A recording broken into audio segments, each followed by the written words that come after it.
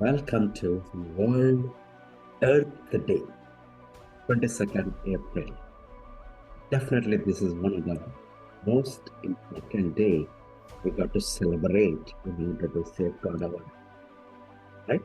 So, relax, and I'm bringing some of the exciting research that's happening. I'm thankful for all the people and countries who's doing this research for us to safeguard and also serve the food. I'm just enjoying my organic green tea. So have your own cup of coffee or tea and relax and listen to my presentation. What it got, I'm sure you'll get excited, just like I got excited about this research that's going on. So welcome to BhaaviTaram, to the channel Legacy for the Future. So today we are going to discuss the future food revolution that's happening and what are we going to eat by 2050, the next 25, 30 years. It's very interesting and very important for us, right? Now, Earth's discussion, what will be eating in 2050, right? And also, before we go there, why we need to think for alternatives.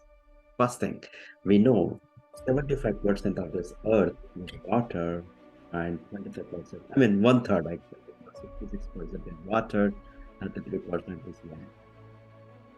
Probably over a period of time, we might be losing some of the land because of the oceans are rising and whatever things are happening.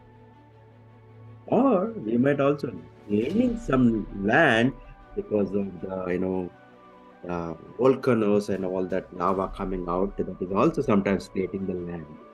I read in middle of the ocean, few acres of land or island has been formed because of the volcano eruption, right? So we might be gaining, and also with the tectonic plates and the earthquakes and all that, probably some of the things are happening. We might get to, but the challenge is, by 2050 the estimated requirement for food demand will go up by 60%.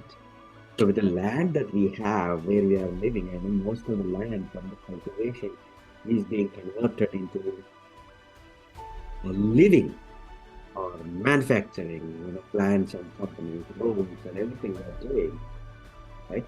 And the demand for the food is going up. So it's time for us to do some creative ways how we can actually grow more food that can safeguard the planet. Okay, right? What's on the plate? These are a few things. There are many things that are happening, but I have, put few things here. First thing is algae or algae, however you call. The next one is hydroponic cultivation. It's in very popular nowadays, but they are doing a lot of research to do this under the ocean. And the new exciting thing is with cultured meat. And we have advanced agriculture equipment. Yes. It's not just chat GPI AI, but they are putting a lot of AI, artificial intelligence in the agricultural equipment. And many more are coming. Right? So algae. Right? What is this? This is a plant that grows under the sea, under the ocean, abundantly, and it's one of the best.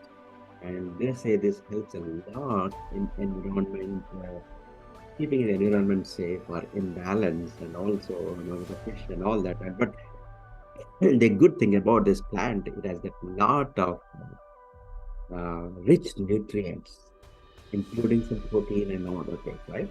So what they are doing is the company, they are trying to create meat, eggs, dairy alternative protein from the algae, right?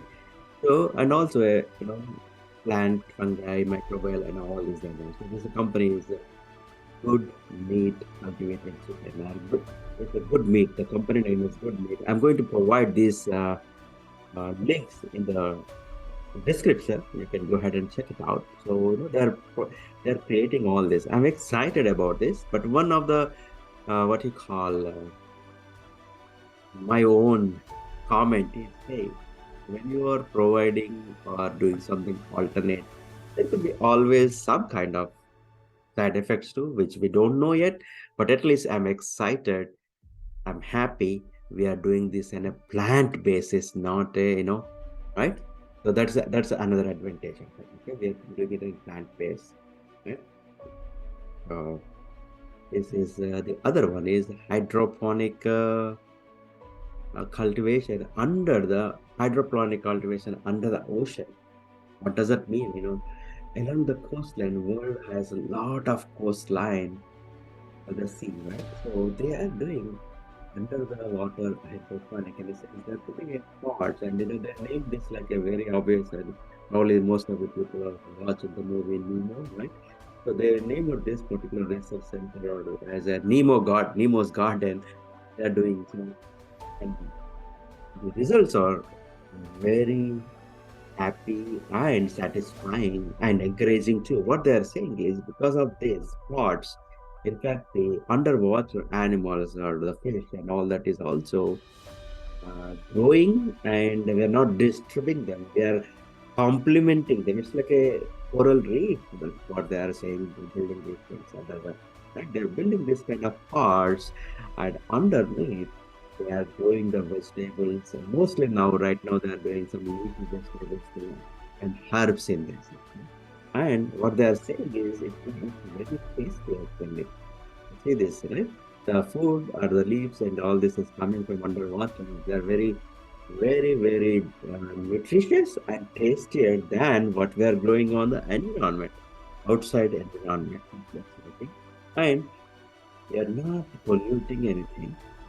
They are taking the water, the evaporated water from it, and using it for the irrigation purpose. So because sea is all loaded with the salt, but that's how we are getting our water.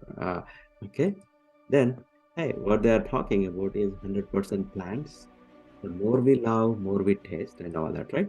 Now the next part is cultivated meat. When I read about this or understood about this, I'm excited because not because I eat meat. I do not eat meat, but today this is this particular revolution or the research could cut down 90% of the greenhouse gases that is being generated due to this industry.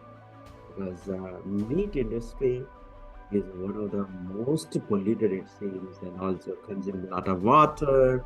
I know everything, right? Now, with this, what they are doing is they are saying they're taking the tissue from the animals and growing the stem cells and generating the meat. It's like dream come true. Probably 90% of the uh, greenhouse gases are going down, the pollution is going down, and also it's more like a kind of ethical way. They're not killing any animals. That's also probably another good news, right? Okay. Now, even what they're doing is the research, what's happening is once that cultivated meat is ready, you can choose the permutations and combinations of protein or fat or different nutrients that is required based on your health, and you can do 3D printing it. Your meat will be printed, 3D printed in few minutes, and it's ready for you. Okay. I'm not sure where this industry going and how healthy it is. These are all researches being done. Like, for example, GMO, like we modified food and modified plants and all that create a lot of health challenges. I'm not sure how this is going to be, but hey, let's hope for the best because it's going to save the environment a lot, right? So okay.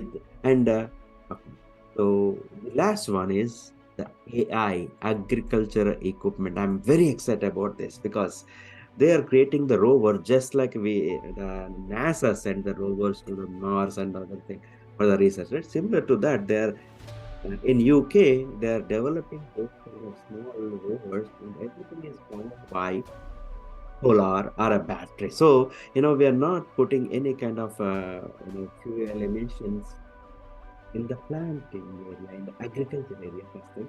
Second thing, they are replacing the pesticides and all with light, different combinations of light or concentration of light. They're sending it on the focused and particular area where you need to kill the all the things that you don't need or treat the plants. I'm very excited about that. And we know that a lot of buzz is going around artificial intelligence in various areas, but I'm excited about this what's happening in the industry. Yeah, this is the reason I'm sharing and excited about this is, hey, there are a lot of people who are thinking of this earth to safeguard it and pass it on to the next generations. And my sincere request is, let's we do our best, minimize the use of plastics or minimize the carbon emission, traveling and all that. Hey, plan accordingly and grow some plants and grow some vegetables behind your house or wherever you have some space. So probably you are contributing the better environment. Okay, with that we are done. Thank you for watching us. Like us, share us, subscribe to Bhavitaram. Again, the views and suggestions are all my ideas, what I learned. It's not a professional advice. If you like to use some of these, use at your own discretion or seek an expert advice. With that, we are done. We'll come back with you one more video.